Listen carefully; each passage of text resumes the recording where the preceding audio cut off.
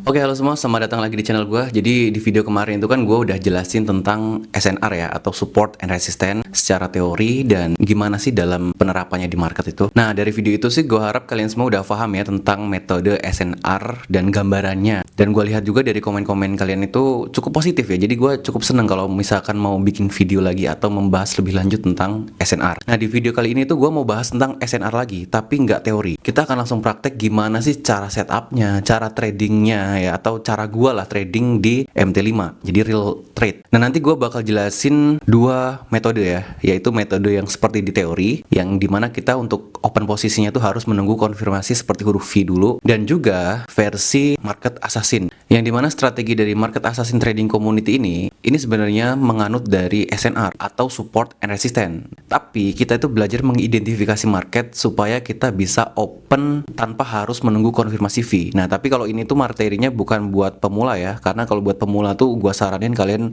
terapkan yang menggunakan konfirmasi V. Kalau yang versi market assassin ini ditujukan untuk kalian semua yang udah paham dan udah jago di SNR basic. Jadi kita langsung aja ya ke prakteknya kayak gimana. Nah, jadi di sini tuh gua udah deposit $10 biar sama kayak yang kemarin ya. Di video kemarin juga kan gua tunjukin ke kalian itu $10 depositnya. Jadi gua udah deposit $10, jadi langsung aja kita akan coba langsung masuk ke market.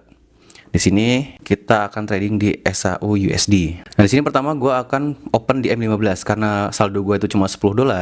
Gue akan open di M15. Gue akan bikin sebuah garis threshold atau biasa disebut dengan regression trend. Jadi regression trend itu kita akan membuat sebuah batas atas dan batas bawah dari pergerakan market.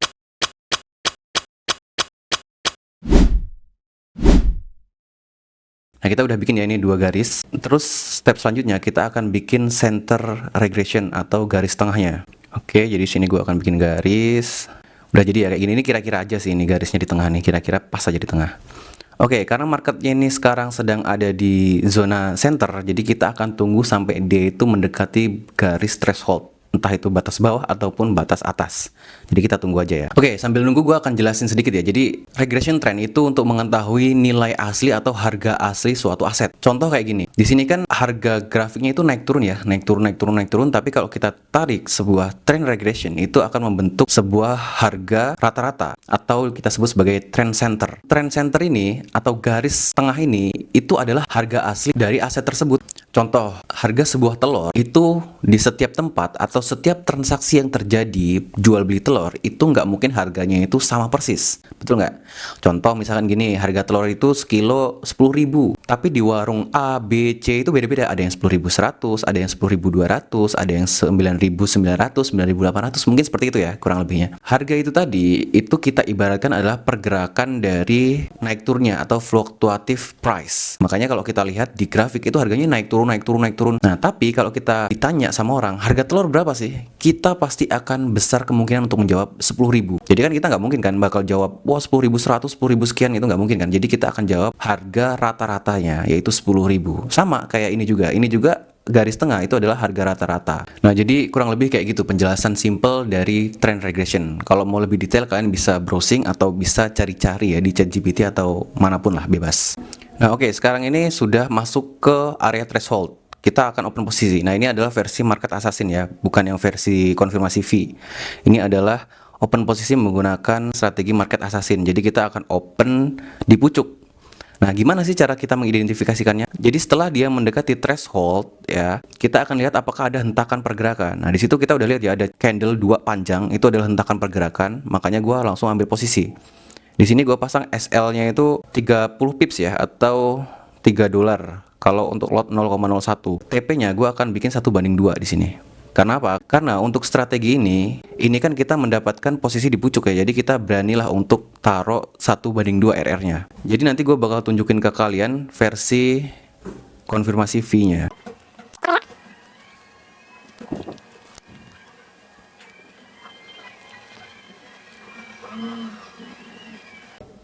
Oke, jadi di sini udah turun ya, dia udah membentuk sebuah pembalikan. Nah, disinilah kita akan open posisi lagi. Nih, kita udah yang tadi yang pertama sudah profit, sekarang kita akan menggunakan strategi yang kemarin sudah gue jelasin, yaitu konfirmasi V. Nah, ini udah membentuk huruf V ya, karena kalau misalkan kita open posisi sell, V-nya harus terbalik. Gue udah open lagi di sini. Oke, kita step pertama adalah pasang SL dulu. Ingat ya, pasang SL pertama kali. Kita pasang SL. Dan gue di sini mau pakai rasio 1:1. Kenapa? Karena kalau rasio 1:1 untuk konfirmasi V itu cocok banget. Karena anggaplah harga itu sudah terlanjur bergerak kan kalau konfirmasi V. Makanya lebih baik kita pakai yang 1:1. Udah, kita akan tunggu saja ya. Nanti gua akan cepetin videonya.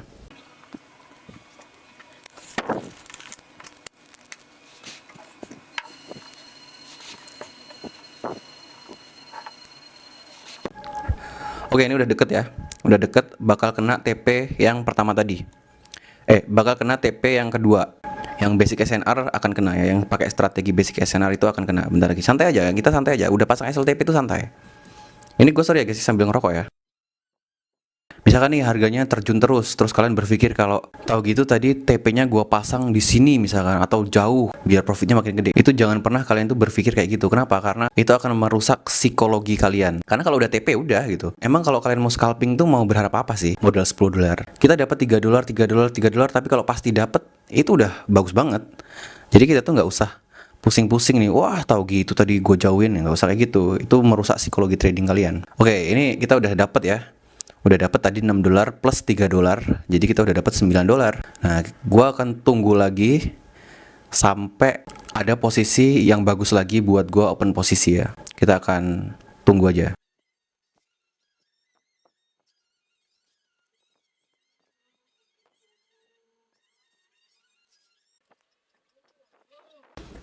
Oke, jadi di sini tuh marketnya udah jebol ya, atau sudah keluar dari threshold. Oke, di sini gua akan ambil posisi buy. Terus habis itu gua akan pasang di sini ya. 30 pips. TP-nya itu akan kita coba 100 pips ya di sini ya. Oke. Udah, kita tunggu aja. Tapi sekali lagi ini gua tunjukin buat orang yang sudah paham SNR. Jadi kalau yang masih pemula, saran gua jangan pernah coba main-main kayak gini. Ini kenapa gue bisa open kayak gini ya, karena gue udah terbiasa di market dan gue udah tahu kalau ini tuh bakal balik arah loh gitu, bakal naik lagi. Makanya dia akan langsung profit. Nah, sekarang sudah running ya. Udah running 40 pips ini. Jadi udah mantep lah. Kita akan tunggu ya. Ngudut lagi.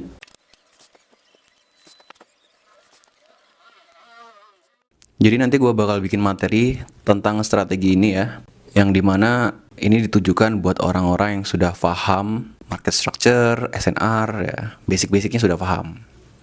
Oke, jadi di sini karena harganya itu sudah profit ya, ini udah profit, jadi gua akan geser SL gua menjadi SL plus. Di sini plus $3. Jadi kalaupun dia nanti kena SL, kita udah profit nih. Jadi kita nggak loss, resikonya tuh jadi 0, bahkan plus. Kalau kena TP ya syukur, kalau misalkan kena SL ya sudah, udah profit ini gitu kan. Akan kita tunggu lagi, akan kemana dia? Ini tuh harusnya dia bakal nyampe ke area TP sih harusnya ya. Ke area situ, ke area 3546 harusnya. Tapi kalaupun nanti kena SL terus dia naik ke atas ya udahlah, nggak apa-apa.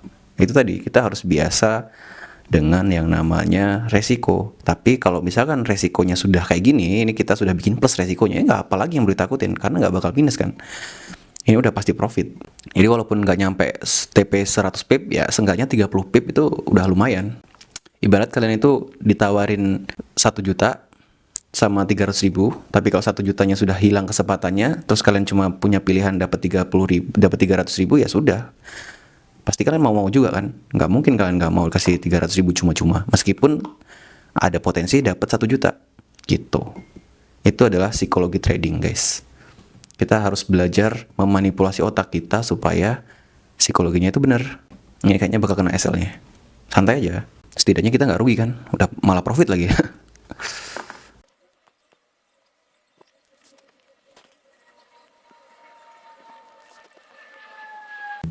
Oke, kena SL plusnya udah kena ya guys ya.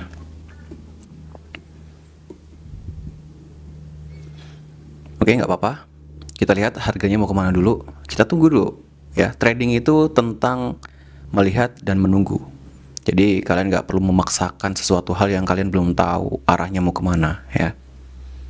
Kita harus trading dengan konfirmasi atau dengan tren yang pasti. Kalau kayak gini kan kita nggak tahu nih, kita arahnya mau kemana. Apakah dia mau naik dulu atau turun langsung gitu kan? Kita nggak tahu. Nah, ternyata dia naik guys.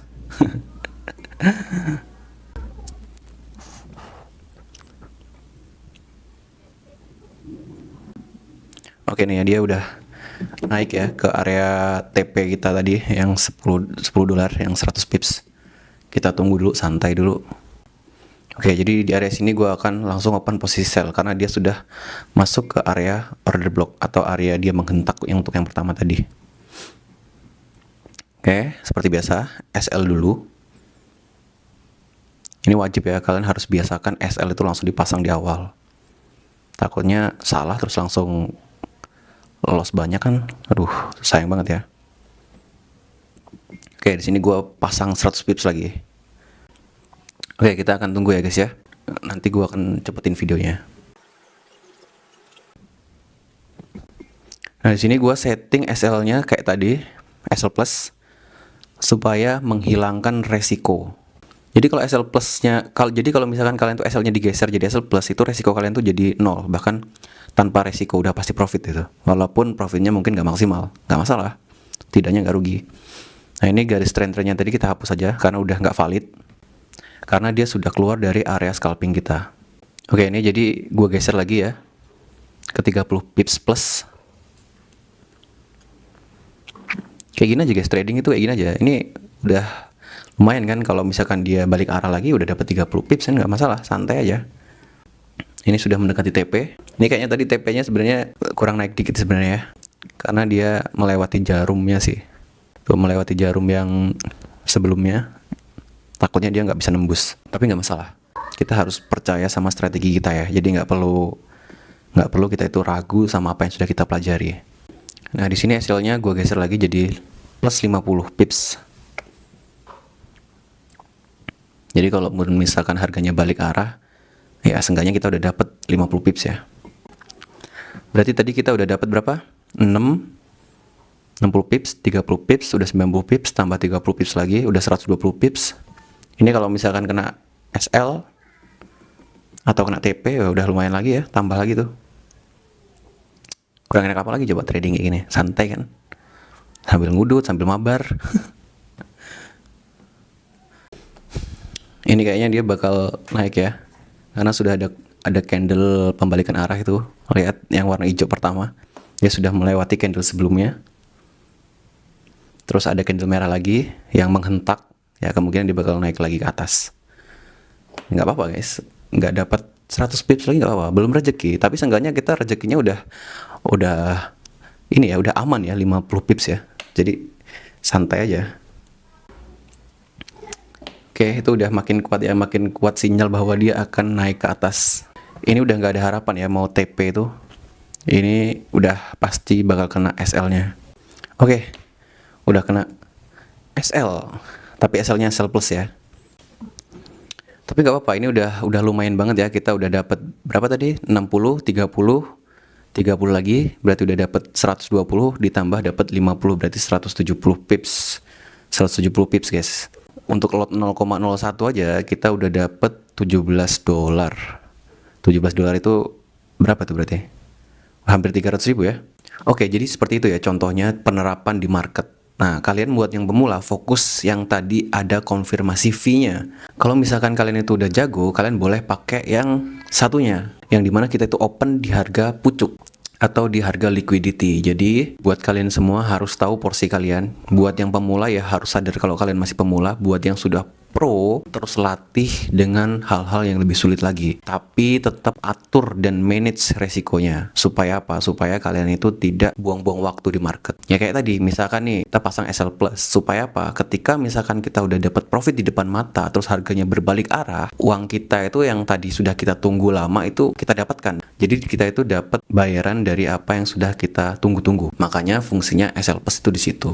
Jadi sedikit psikologi trading ya buat kalian semua. Kalau misalkan kalian trading, itu kalian harus percaya sama apa yang sudah kalian lakukan, apa yang sudah kalian open happen, apa yang sudah kalian pelajari. Jangan pernah ragu, jangan pernah berpikir berandai-andai, oh ini pasti masih bisa nih, kayaknya masih bisa ini.